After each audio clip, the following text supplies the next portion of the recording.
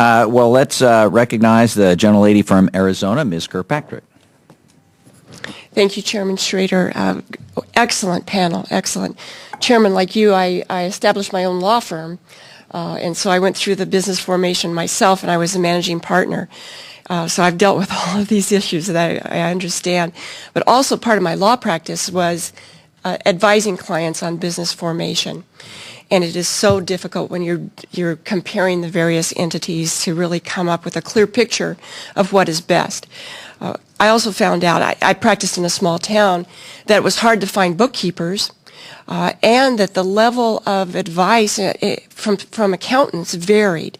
And they were all competent, but it's just that it's hard to understand the tax code. So, you talk about these provisions, but interpretation can vary. I have 3 questions. The first one is about retirement plans. We haven't really talked about that. And of course, that's part of what you look at in setting up the small business.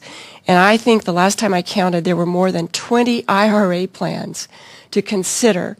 So I guess my question's for the entire panel, if you could just maybe touch on your thoughts about what we could do to help small businesses with retirement planning. Maybe, Mr. Stathis, start with you. Well, the major thing that you see with retirement plans is the structure that they're set up for in order to get various benefits back to the owner. We went from a period of time back in the late 70s and early 80s when we had very complex plans being written in order to skew benefits to the owners. And then we flip-flopped back for a number of years and we went to very simple plans and we did away with a lot of the skewing that went on, and now we're going back again the other way where there's a lot of complexities that are involved. The cost of maintaining these different plans is horrendous for the small business owner. A lot of small business owners will get talked into putting in plans, and they'll drop them after a couple of years simply because it costs so much to maintain them, not only for the benefits that are going to the employees, but also the benefits that they're not getting because they're putting the cash into there and they're having to maintain them and do tax returns. There needs to be a lot fewer plans, and they need to be more level across the playing field as to the benefits that are available to not only the employee but to the owner. So I would say that when you're looking at plans, the fewer the better. And I know my actuarial friends are going to be screaming at me for that, but they're way out of control, and it's hard to explain them. I'm not an expert in them. I don't pretend to. When a client of mine wants to go that way, I go and send them to people that are, experts in that arena. But it's just, I think personally, it's out of hand. Any other thoughts? Well, I know we're supposed to be simplifying things today, so I'm going to take the opposite opinion. And part of the difference is, with the NASE, we have so many micro business owners, mom and pop shops. I think the retirement plan options is a prototype for simplification that the IRS and Congress have done a great job with over the last 4 or 5 years. Because just taking one example, self-employed pension plans, SEP accounts, are as easy to set up as opening a bank account. If you know where your Edward Jones office is or your Charles Schwab office is, you walk in there, fill out a form, give them a check, and you have a plan. The key for retirement planning for most small business owners is that they do it. Pick something and do it. So I do agree that the more plans you have, 20 different IRAs, it's cumbersome, it's complicated, lots of options. But in this case, part of what the plan should be is to just make sure you do something. Pick it and then do it every year. Because we can talk about the Social Security system, we can talk about whether it's going to be available for us or even for our kids, and that's very scary. But regardless of what happens, what's funded, what's unfunded, if we can encourage people to put money aside for their own future, that's exactly what we should do. So the SEP plans, IRA plans for the smallest businesses, I think are outstanding. I think when you get to bigger businesses with lots of employees and you have pension calculations and guaranteed funded amounts and unfunded amounts and possibilities of losing your qualified status, those things become very complicated. I think it's fortunate that the more complicated the plans are, typically the companies are bigger, and those are the ones who do have the accounting departments and the resources that perhaps maybe that cost is allocated appropriately. But what I'd hate to see happen is take away some of those options like the SEP plans that are available to the micro business owners, because that's the way they're investing in their own retirement today, and I like that part. In the interest of not consuming too much time, let me go to my other questions. Thank you, Mr. Chairman. And Mr. Blackledge, I'll ask you this. There's a requirement that the small business show that it's a going concern. Mm-hmm. And I'm concerned about that right now with our economy, and just would like your thoughts about, should we address that as well? Oh, you're talking about the hobby business rules? That's right. Yes. I think that's an ongoing issue, one that IRS has tried over the years to try and define, but unfortunately it's a very complex area for adjudicating whether or not it truly is a small business effort or not. And it is more complicated now because the economy has made many businesses that might have been successful, might have been generating revenue over the short period of time required for the analysis.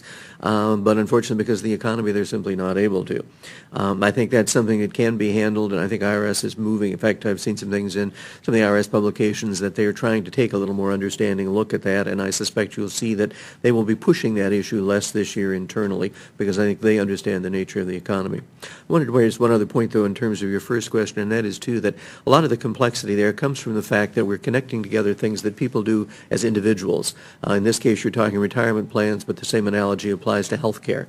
Those are things that really impact an individual, and the kind of business they work for shouldn't necessarily determine what options an individual has to have a retirement plan or to have tax-subsidized medical care.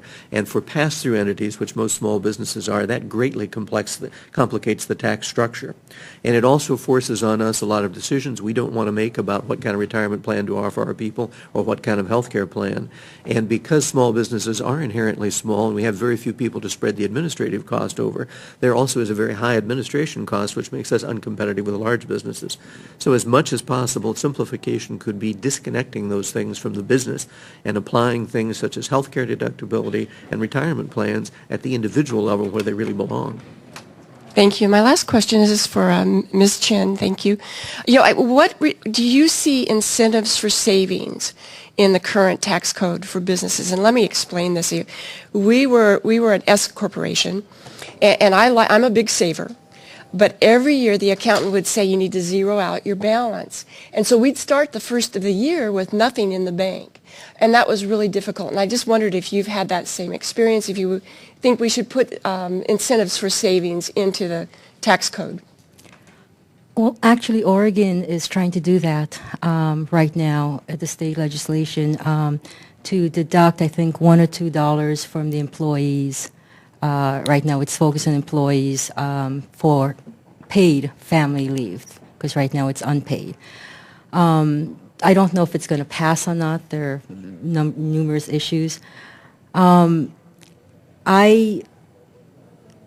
Personally, I've had years where I've lost it because it was a decision between whether to lay off an employee or keep them. And that really is the decision whether you make a profit or not for me. With my responsibility, I decide to keep him and have a loss, so you carry the losses over. And the years that I do have a profit, I'm gladly paid, because there are many years that I don't pay the taxes because I carry over the losses.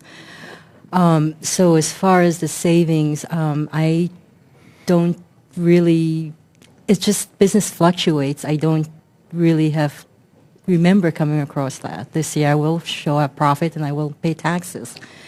But I do want to address very quickly the 401k. I instituted 401k in the first few years of my businesses, because I wanted to also put the maximum deductions. Rules have changed where officers can only put 2% more, and with the formula. I would like that to go back the way it was, because that really hindered my ability to actually put, what I can in retirement, because as was mentioned before, small business owners, we invest back into the business. And that's what I have done. And so comparable to actually some of my employees, I have less in my 401k. It also is a very enticing employment benefit, especially in my industry, which is high, salaries and very excellent benefits. That I do have a match, and most financial planners say number one for retirement is 401k with an employer matching. So I do offer all that. I do entice my employees. I do try and have an employee-based type of company. So it's one thing, if you were to look at it, is to, if possible, take out the limitations for officers, because I would actually be pretty good off now for almost 20 years if I didn't have that limitation. Thank you. Mr. Chairman, may I have the prerogative just to go a little bit over my time? You're already over your time. I know. Yes, I just a saw short that statement might be acceptable. Oh, I just saw the other members shaking their heads about the incentives for savings, and I don't know if Mr. Blackledge, you want to make a quick comment? We're also an Very corporation. very quick comment. And we also zero out our AAA account every year. And I would agree that the nature of the IRS view of small businesses, particularly S corporations, is they should not be saving a lot.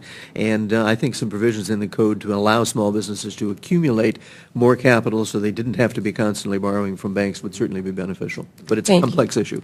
Thank you, panel, and thank you, Chairman. Thank you very much.